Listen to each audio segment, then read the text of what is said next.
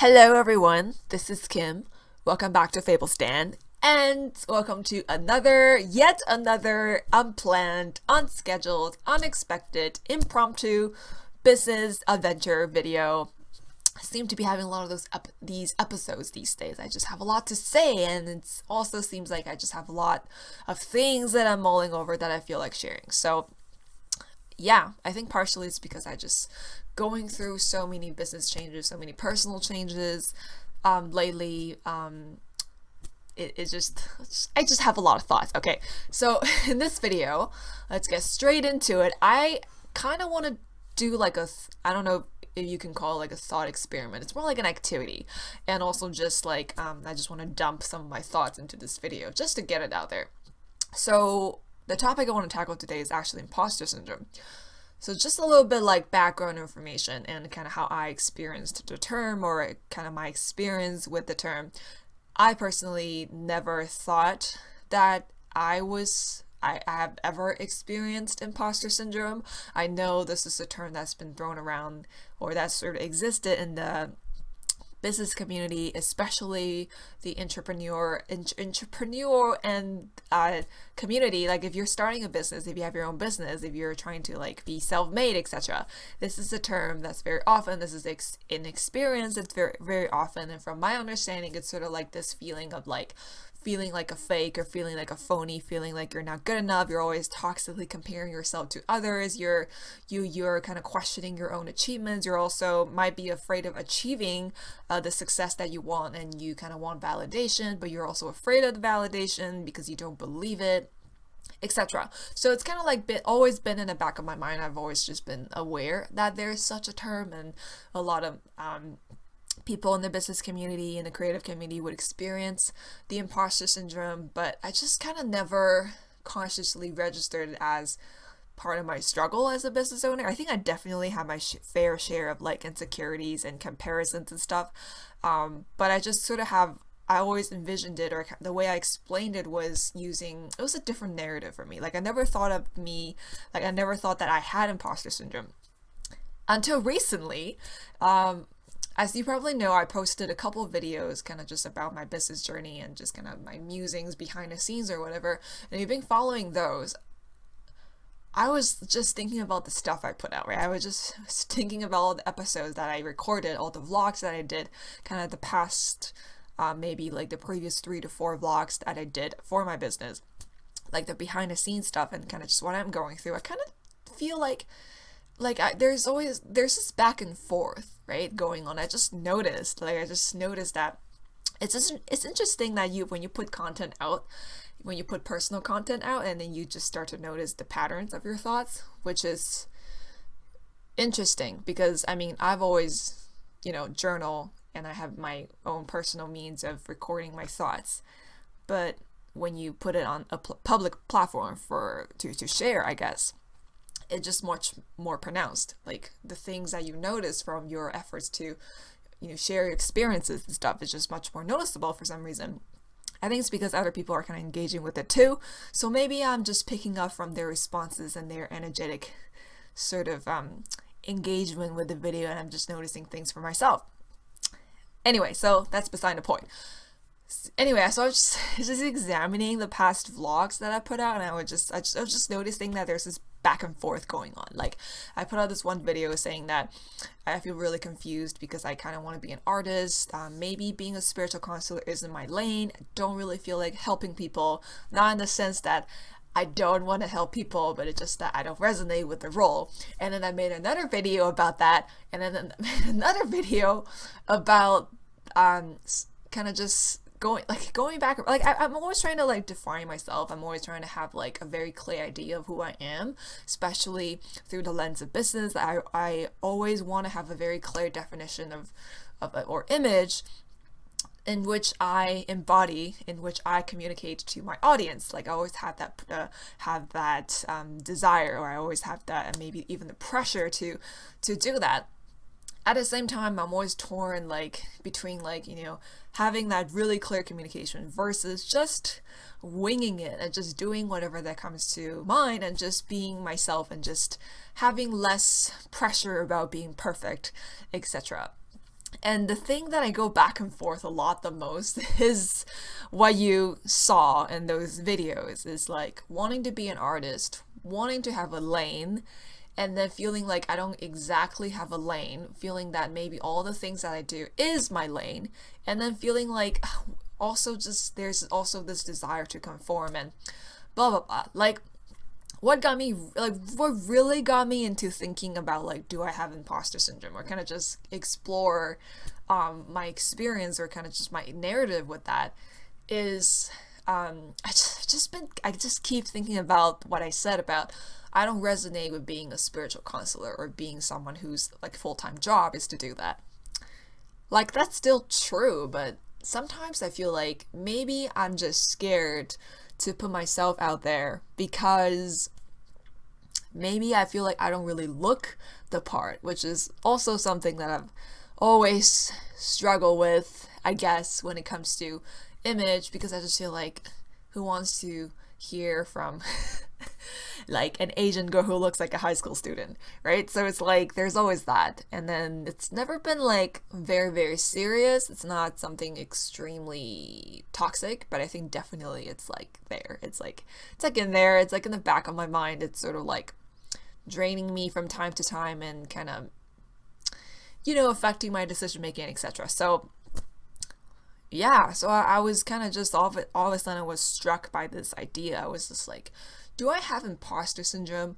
I think I do, from what I know of what imposter syndrome is or what that experience is. I kind of feel like I do have it a little bit.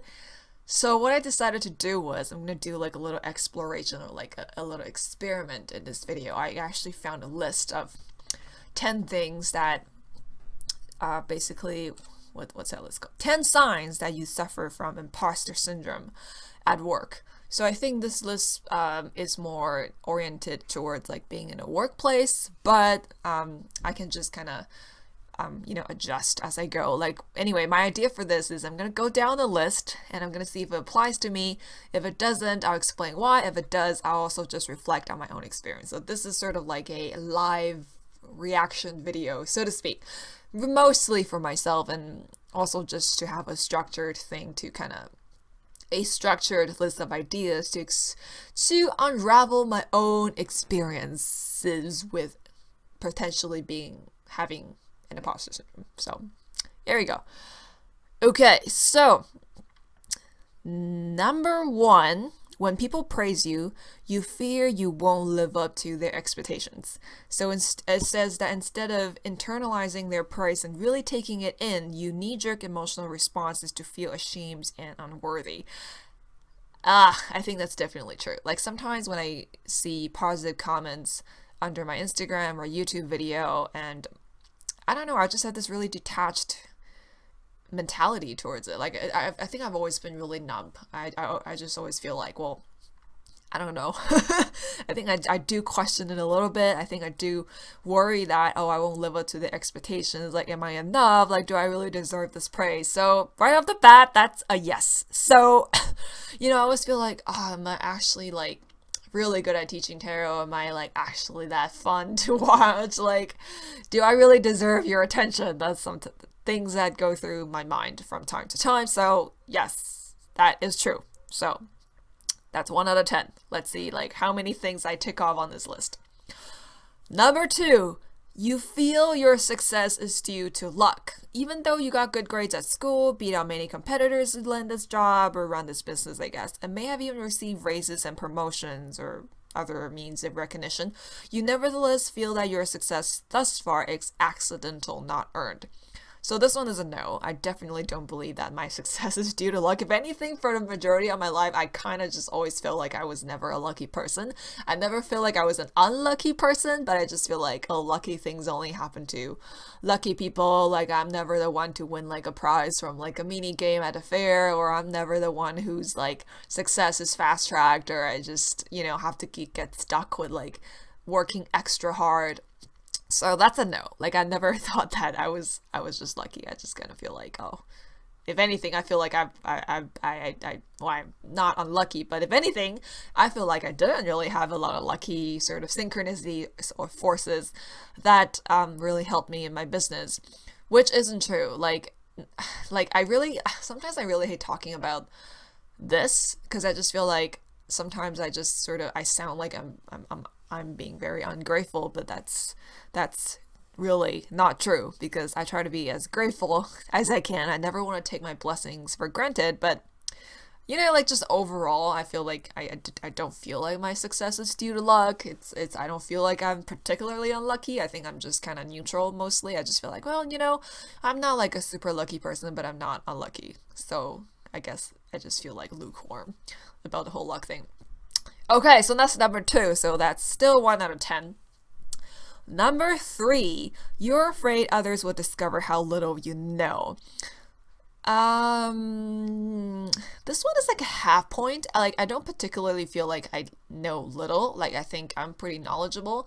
I wouldn't say like I'm like a complete expert or a source of knowledge when it comes to tarot or even like especially the esoteric aspect of tarot, but I do believe that I have a really unique perspective. Like I combine my knowledge about like English literature and symbolic interpretations and imagery and poetic language and creative storytelling and pretty much all my passions into sort of my perspective on tarot. So I think I always like this one is a no. So I think I take pride in like who I am and what I know and kind of my unique angle on things. Like I really appreciate that about myself, even though like it's also like a long journey since I began sort of like putting myself out there as a tarot person. And you know, it's like I don't know if this is a complete confidence. I like I like having my perspective, like having this quirky, insightful perspective, I guess. I don't know what you call it, but I think at the same time I would sort of like, I don't know, I'm not really afraid that other people would discover how little I know, but I think maybe I'll just worry about, of like, you know, maybe being too different or too out there. I don't think I'm too out there. Like maybe just not being everybody's cup of tea, which is a silly fear, but I guess legitimate because I guess everybody would go through that from time to time. But I guess just this feeling of like wanting acceptance, right? Like it's a big part of my business journey is like being afraid of like being in the spotlight and just wanting acceptance and wanting and needing to be myself. But at the same time, it's like a little bit unsure. So there's that. So I guess this is like a half point. So right now it's like score is 1.5 out of 10. Not too bad. I don't know. Let's see the rest of this list. So yeah, but that was number 3. Number 4, when you succeed, you have doubts about being able to do it again. I think that's definitely a big one.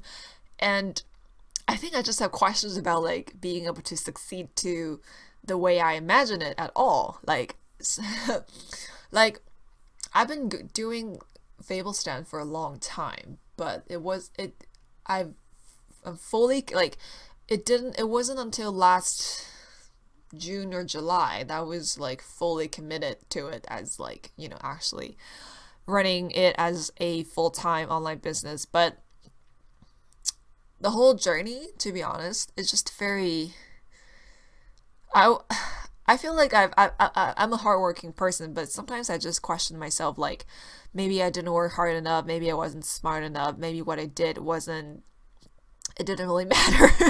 there's that fear, I guess, because I just feel like, I don't know, I think maybe I'm an overachiever and I definitely have my own challenges to work through when it comes to business. Having money shadows is a big one, and yeah, it's just sometimes I question if I could actually get the results that I really want, because every time I get any kind of results, I would sort of be really, I'll just be really numb about it. Like one of the words that keep coming up when I sort of think about my experiences with my business and also like other areas of my life, this is a long story, but I would just call it like lukewarm. Like I have the tendency of pulling out emotionally from time to time, like just feeling really numb about the like the really negative stuff or the really positive stuff. Like I wouldn't say like I never experienced any emotional depth, but it just like sometimes I'm afraid, like especially with we have the PANDA Kickstarter campaign coming out, like the regular sort of fear or narrative or internal dialogue with that was like, oh,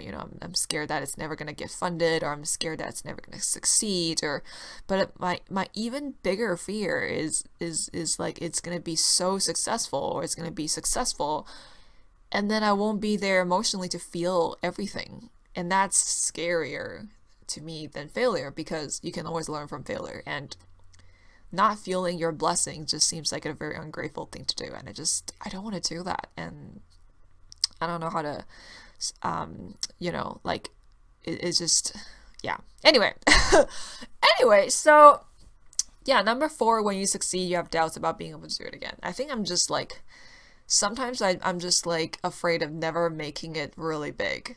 And I guess big is really, it depends on how you define big, right? It depends on how you define success, and it depends on how you measure your success. But by big, I don't mean like, oh, I'm gonna just rake in like thousands and thousands of dollars, but sometimes I feel like I never had a defining moment in my business. Like, I don't know if it's because I'm not particularly ambitious, or I don't know if it's because I'm not particularly, like,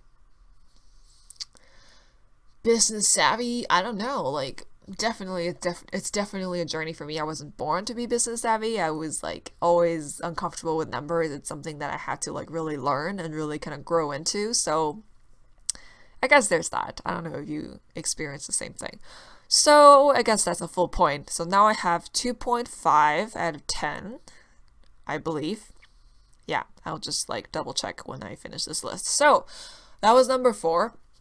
Number 5, you believe others are more intelligent than you. So I guess to translate this in a tarot context, maybe you believe others are more spiritual, wise, etc. than you. I think this is definitely a yes, a solid 1 point. I think, like, I don't really want to admit that I do toxic comparisons, but I think I do it. It's sort of like not, I think it's not like a very invasive in your face, like I'm doing those all the time, but I do find myself comparing myself to others in the back of my mind in like this really meandering and in this really like meandering way that's really hard to notice and catch. Like what I was saying earlier, I think my biggest thing is struggling to be a spiritual figure. Like, partially I don't want to be a spiritual figure. I kind of just want to present myself, or I just want to be a fellow traveler, and because that's how I feel. I don't feel like I'm particularly wise, but at the same time it's kind of like, I do want to share all my insights. I think I talked about this in my previous unscheduled vlog.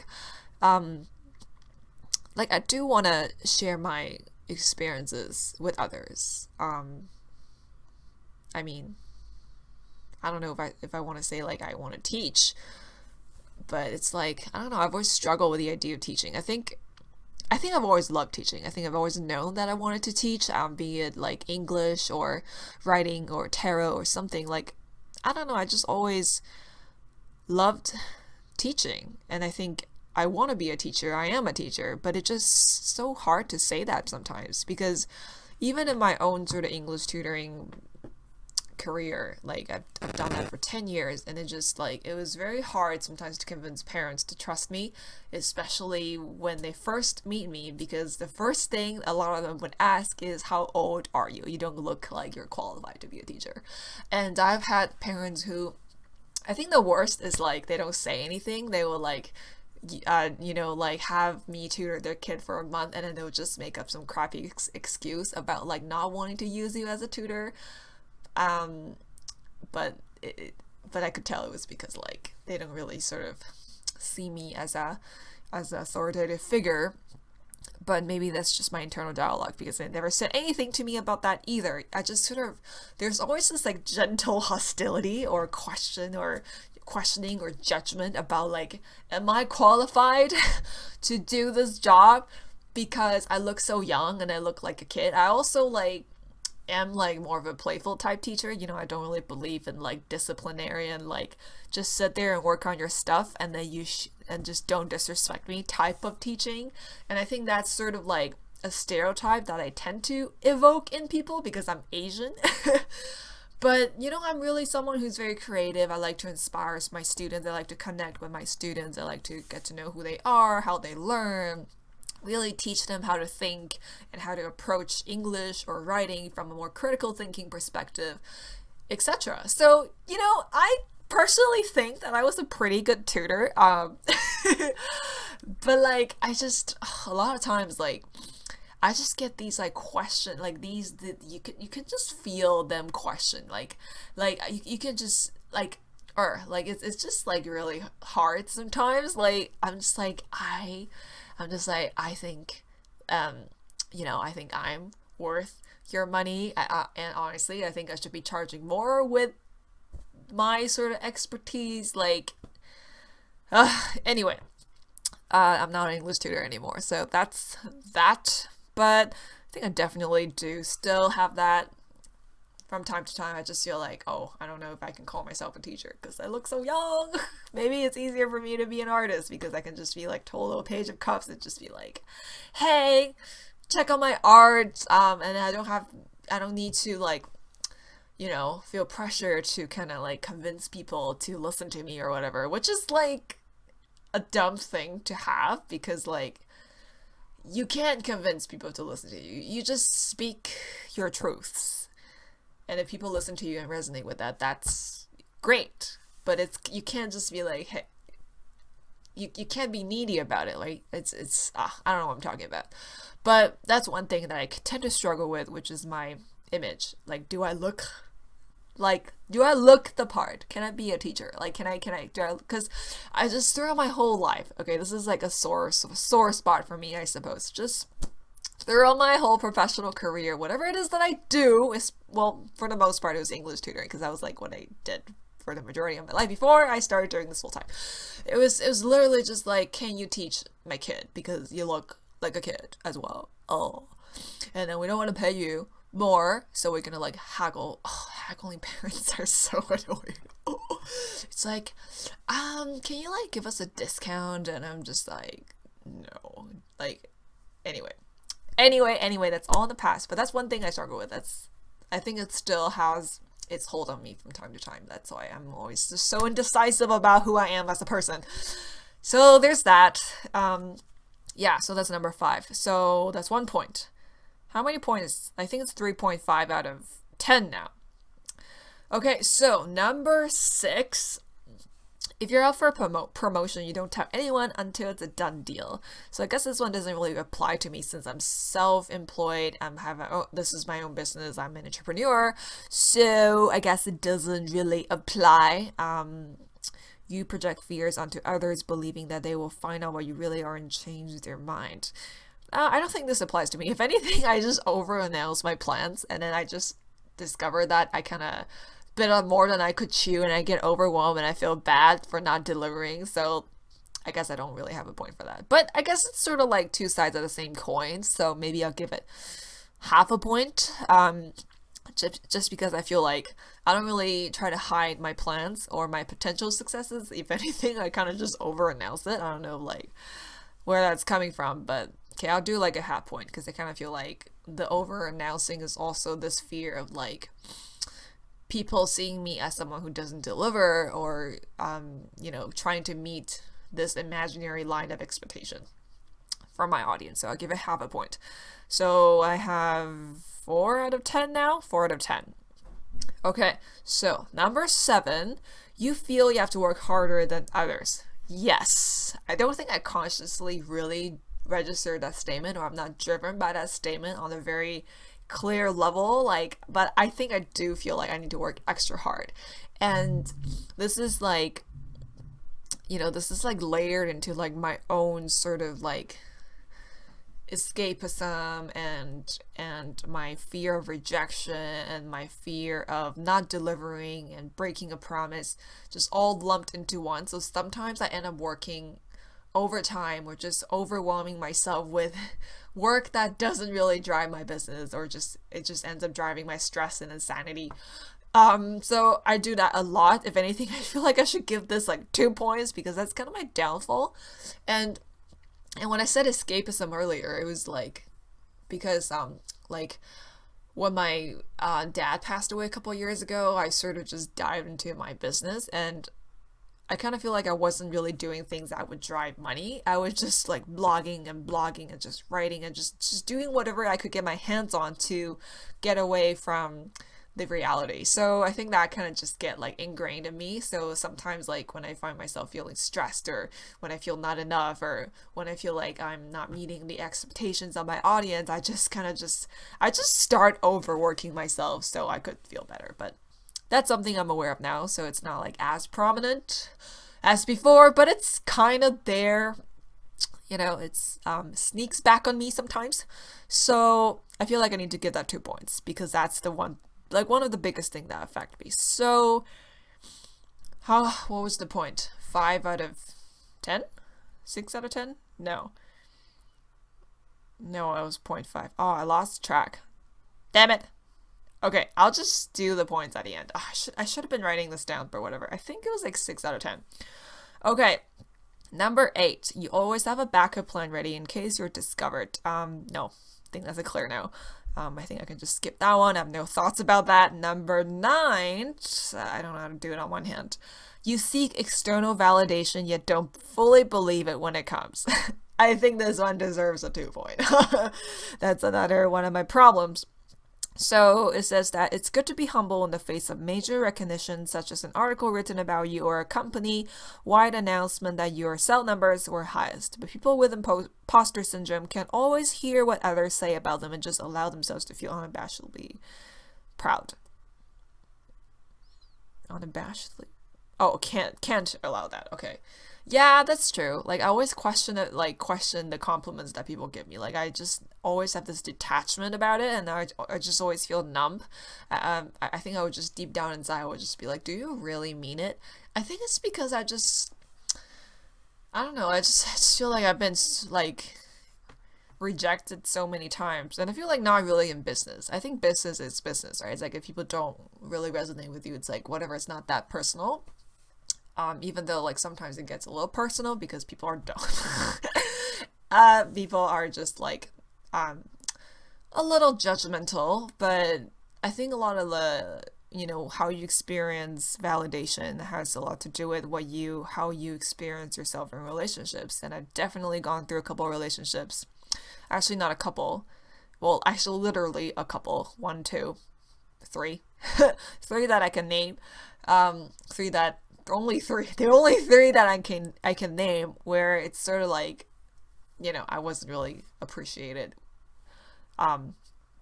just for who I am, and my strengths were sort of like put down because it triggered the other person or whatever. So there's that. I mean, it's always something that you work through, because like, especially things that happen to you when you're young, etc., etc. But yeah, sometimes I just don't believe it when people tell me, oh, I think you're great.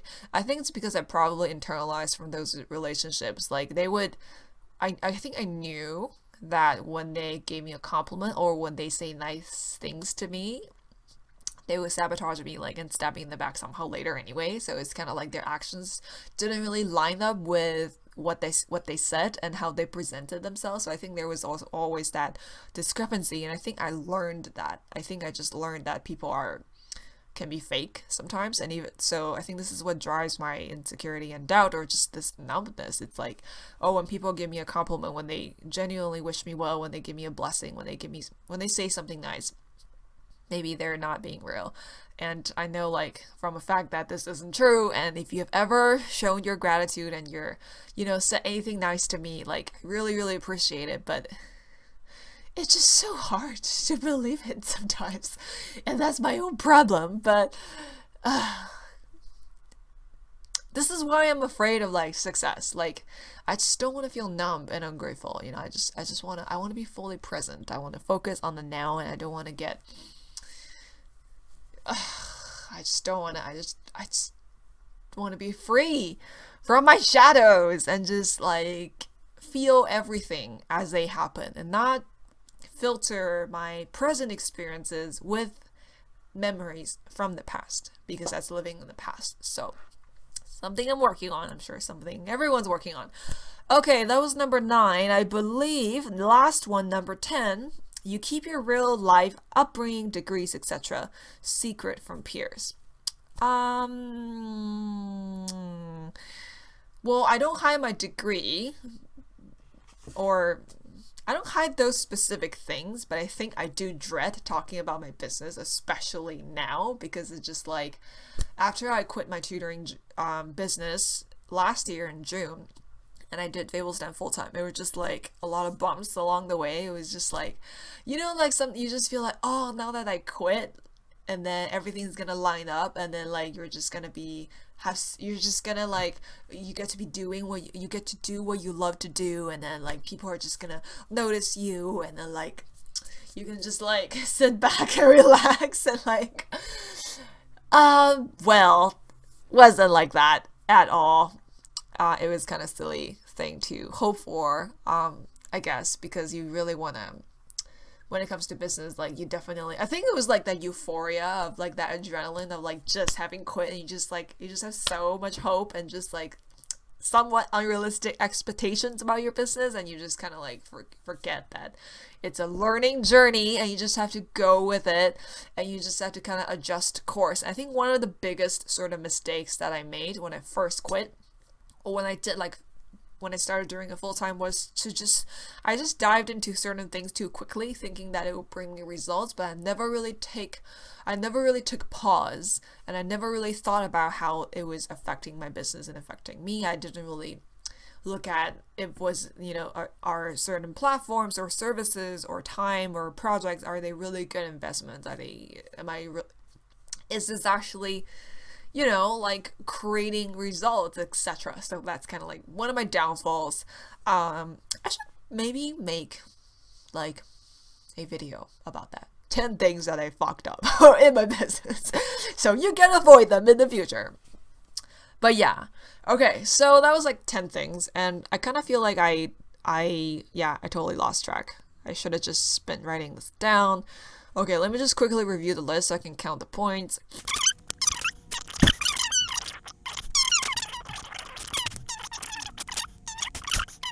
Yes, so I guess like I'm like 7 to 8 out of 10, so I guess I do have imposter syndrome, which sucks, by the way, but I think I just need to acknowledge that I don't really need to have a clear lane at all times. Like, how other people perceive me is really none of my business. Ha! That's funny.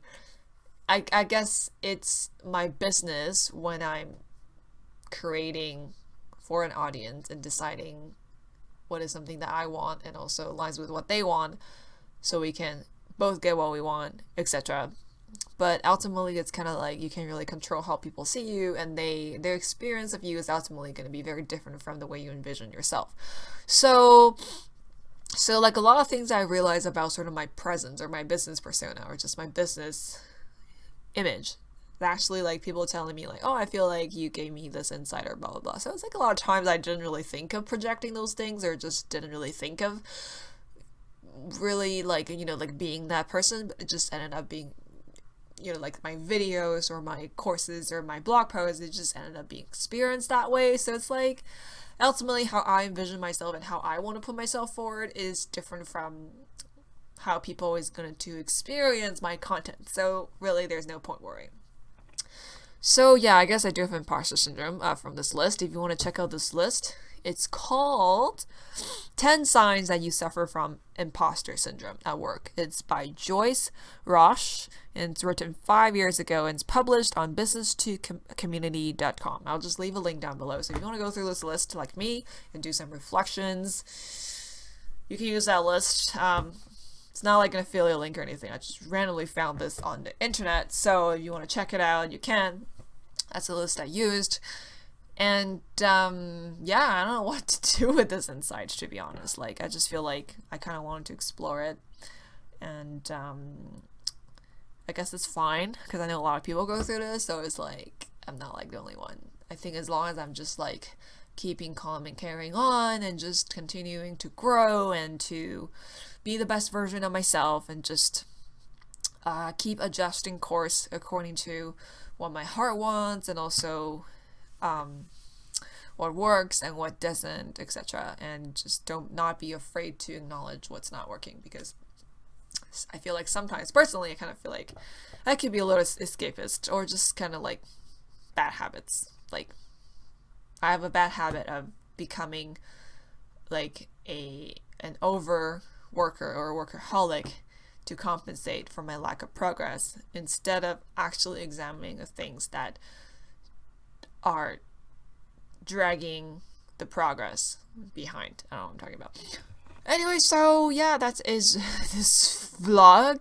If you're experiencing imposter syndrome as well, just know that you're not alone.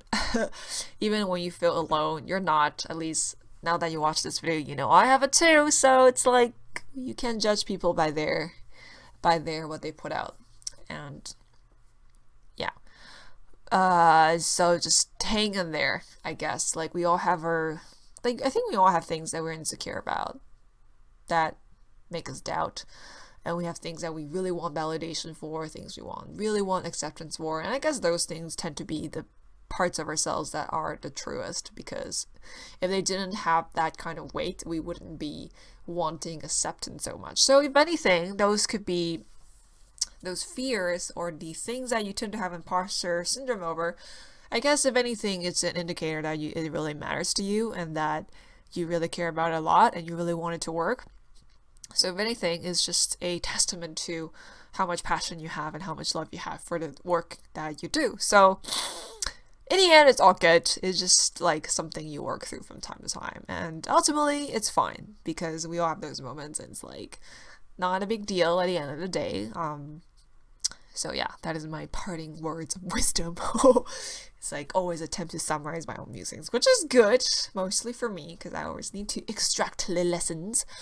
But yeah, anyway, so I hope you're doing well. I think this video ended up being kind of rambly, but hopefully it was helpful to you. I don't think I'm gonna edit it too much, because it's like a hassle to really edit a 40-minute video, but I'll try. I will try. So I think that's it. Until next time, be the hero of your own story, keep calm, and tarot on. For a second, I wanted to say fake it until you make it, but I don't really believe in that quote, so unless it's just an acknowledgement of your imposter syndrome, then yes. But yeah, keep calm and tarot on. Level up, imagine the life that you want to live, and then go and then go live it, because that's what life is all about. Alright, ciao!